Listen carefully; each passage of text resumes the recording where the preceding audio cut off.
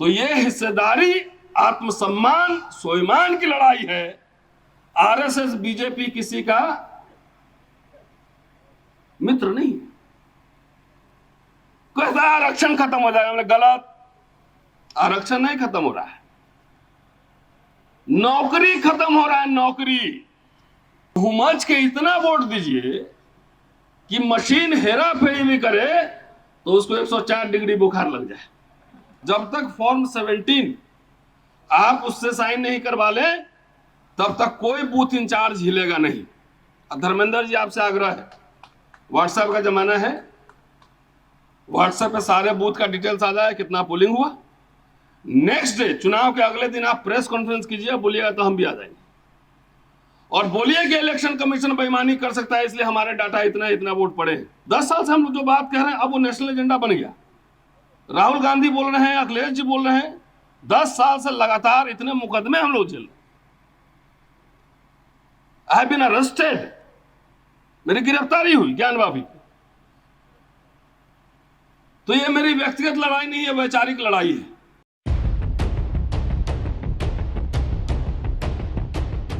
धर्मेंद्र जी नेता कम है, एक्टिविस्ट ज्यादा है।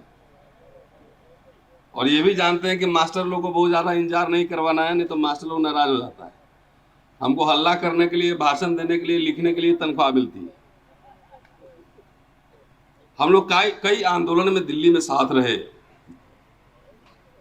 और यहाँ से 300 किलोमीटर दूर मेरा घर है, वहां वोट देकर तब दिल्ली वापस लौटूंगा। और क्या आप लोग तो बड़े लोग हैं, मैं क्या भाषण दूंगा आप लोगों को। लेकिन हमारे इधर एक कहावत है कि हंसुआ के बियाह में खुरपी का गीत नहीं गाते। और जब बैटल फील्ड में आप हैं तो बैटल फील्ड में किताब नहीं पढ़ी जाती, वहां पे फिर युद्ध में बंदूक ही चलती है। अब चुनाव 4-5 दिन बचा हुआ है। मैं रायबरेली में 2 दिन था धर्मेंद्र जी, और घूम रहा हूं। और ये इंतजार मत कीजिए कि गाड़ी में डीजल आई कि नहीं आई, अपने पैसा खर्चा करके घूमिए। 1 हफ्ता बिहार में था, अभी रायबरेली होके यहाँ होके मुजफ्फरपुर जाना है और वोट डालना है। ये क्यों बात कह रहा हूं, 29-30 जनवरी को कॉन्स्टिट्यूशन क्लब में मैंने एक शपथ दिलवाई थी। शायद कई साथी यूट्यूब देख रहे होंगे तो उनको पता होगा। और उस शपथ में मैंने कहा फ्री का भाषण नहीं दूंगा, तुम लोग फ्री का भाषण सुन लेते हो, हमारा टाइम खराब होता है, पैसा भी खराब होता है, और खाली जात जात में वोट कर देते हो, एजेंडा सामने क्लियर नहीं रहता है। कि पहले भाषण शपथ लो कि बीजेपी से, एनडीए से, आरएसएस से हमारा बाप और भाई भी खड़ा होगा तो अपने जेब से 1 लाख रुपया खर्चा करके उसके खिलाफ हम कैंपेन करेंगे, उसको हरवाएंगे। और इतनी वैचारिक स्पष्टता नहीं है तब कोई मायने नहीं। मेरी है, मेरा भाई भी खड़ा हो जाए, देखिएगा मैं कैसे कैंपेन करता हूं, ये मेरी क्लैरिटी है। क्योंकि मैं इतिहास का छात्र हूं। और आरएसएस जितना अपने बारे में जानती है, थोड़ा बहुत कम मैं भी जानता हूं आरएसएस चाहती क्या है बेसिकली। वो नवाब साहब, आप लोग तो बड़े बड़े लोग हैं, मैं तो खाली अपने दलित भाइयों को समझाता रहता हूं। कान में जाके फूंक देता है इलेक्शन के समय कि नवाब साहब चले जाएंगे पाकिस्तान तो उसका हवेली तुम्ही को मिलने वाला है। हमारे भाई लोग रात में बहुत बुदबुदी वाला भाषण सुन के बहुत रेस्ट लेते हैं, सोते हैं। हमने जो संविधान से मिला था आरक्षण, ये बीजेपी आरएसएस उसी को निगल गया, तुमको हवेली में कहां रहोगे। तो मैं जानता हूं आरएसएस के हिस्ट्री को जानता हूं। संविधान लागू, जो बात धर्मेंद्र जी 10 साल से हम लोग जो बात कह रहे हैं अब वो नेशनल एजेंडा बन गया। राहुल गांधी बोल रहे हैं, अखिलेश जी बोल रहे हैं, 10 साल से लगातार इतने मुकदमे हम लोग झेल। आई हैव बीन अरेस्टेड, मेरी गिरफ्तारी हुई ज्ञानवापी। तो ये मेरी व्यक्तिगत लड़ाई नहीं है, वैचारिक लड़ाई है। और आप सब सेनापति लोग हैं, सब जाइए, कल सुबह से उठिए और एक एक घर में मैनिफेस्टो पहुंचाइए और चर्चा संवाद कीजिए, और हर लोगों को अपने गाड़ी में बैठा के वोटर को लेके जाइए और वोट करवाइए। और दूसरी बात है, जब तक फॉर्म 17 आप उससे साइन नहीं करवा लें तब तक कोई बूथ इंचार्ज हिलेगा नहीं। धर्मेंद्र जी आपसे आग्रह है, व्हाट्सएप का जमाना है, व्हाट्सएप पे सारे बूथ का डिटेल्स आ जाए, कितना पोलिंग हुआ। नेक्स्ट डे चुनाव के अगले दिन आप प्रेस कॉन्फ्रेंस कीजिए, बोलिएगा तो हम भी आ जाएंगे, और बोलिए कि इलेक्शन कमीशन बेईमानी कर सकता है इसलिए हमारे डाटा इतना इतना वोट पड़े हैं। मशीन के जमाने में 10 दिन टाइम लग रहा है, ये कौन सी लीला हमें समझा रहे हो? तो ये हम सबको करना है। कई जगह मैं जाके ये बोल रहा हूं, रायबरेली में भी बोला मैंने कि हमारे जितने एक्टिविस्ट कार्यकर्ता हैं वो जाएं और सारा डिटेल्स लेके 7 बजे रिटर्निंग ऑफिसर बैठेगा, बोलो साइन करो भाई इस पे, भागेगा कोई नहीं, एक दिन खाना नहीं खाइएगा तो मर नहीं जाइएगा, ये करना है। धर्मेंद्र जी, हम लोग, आपको रोस्टर का आंदोलन याद होगा, बोले धर्मेंद्र जी आप अंदर लड़िए, हम सड़क पे लड़ते हैं। 200 पॉइंट रोस्टर सिस्टम मेरे लिए नहीं था, मैं तो ऑलरेडी प्रोफेसर हूं, 27 साल पढ़ा चुका हूं, और सांसद महोदय से ज्यादा मेरी तनख्वाह है। अब बंगला भी ठीक ठाक दिल्ली में मिला हुआ है? वो जानते भी, ठीक ठाक लोग जानते भी हैं। वो लड़ाई हमारे आने वाली पीढ़ियों की लड़ाई थी कि 200 पॉइंट रोस्टर लागू होगा या नहीं होगा। और आजमगढ़ के दोस्तों का बहुत धन्यवाद, इलाहाबाद, आजमगढ़, लखनऊ, तमाम साथी, भारत बंद कॉल दिया था हम लोगों ने 5 मार्च 2019 को। धर्मेंद्र जी दिल्ली विश्वविद्यालय भी आए थे, संसद में लगातार भिड़ते रहे, हम लोग सड़क पे भिड़ते रहे, तब जाके सुप्रीम कोर्ट के ऑर्डर को टर्न डाउन करवा के संसद से 200 पॉइंट रोस्टर हम लोगों ने लागू करवाया था। इसमें धर्मेंद्र जी का बहुत बड़ा कंट्रीब्यूशन है, बहुत जोर से ताली बजाइए। हाँ, पिछली बार धर्मेंद्र जी बदायूं से नहीं हारते, मैं गया था, सुधांशु भी है यहाँ पे, हम लोग गए थे। कहाँ गया सुधांशु? ये भी प्रोफेसर है, हमारे भाई, छोटे भाई हैं, उधर दिल्ली यूनिवर्सिटी में प्रोफेसर है। जानबूझ के आरएसएस बीजेपी ने वो चुनाव हरवाया था कि धर्मेंद्र यादव संसद में नहीं होना चाहिए। यह जानते हैं हम लोग ये बात, इलेक्शन पिटीशन पड़ा हुआ, अभी तक कुछ नहीं हुआ होगा।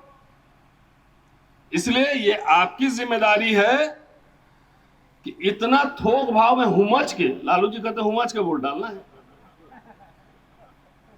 ज्यादा भाषण से नहीं दूंगा, आजकल मैं, मेरा एक यूट्यूब चैनल है कभी जिसमें मैं बोलता रहता हूं, कभी टाइम मिले तो देख लीजिएगा,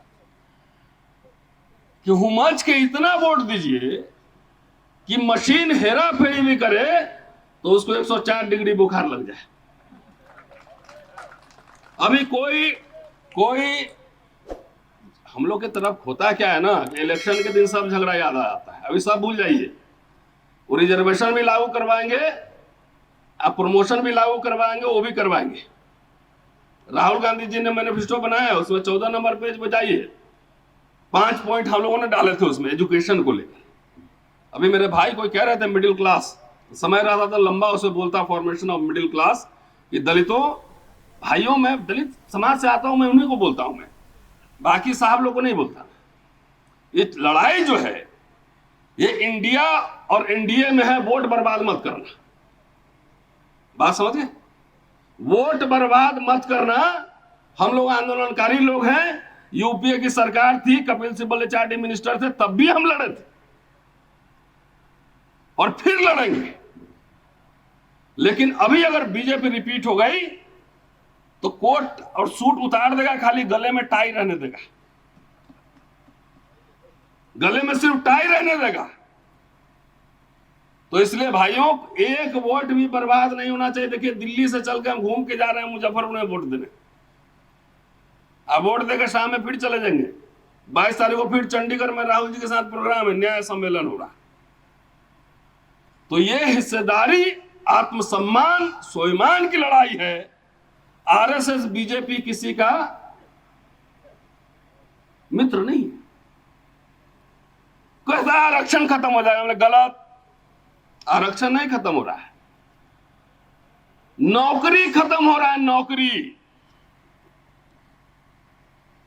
भाई अगर 100 नौकरी मिलेगा तो 50 SC ST OBC को जाएगा, तो 50 तो पंडित जी को भी मिलेगा, ठाकुर साहब को भी मिलेगा, सबको मिलेगा।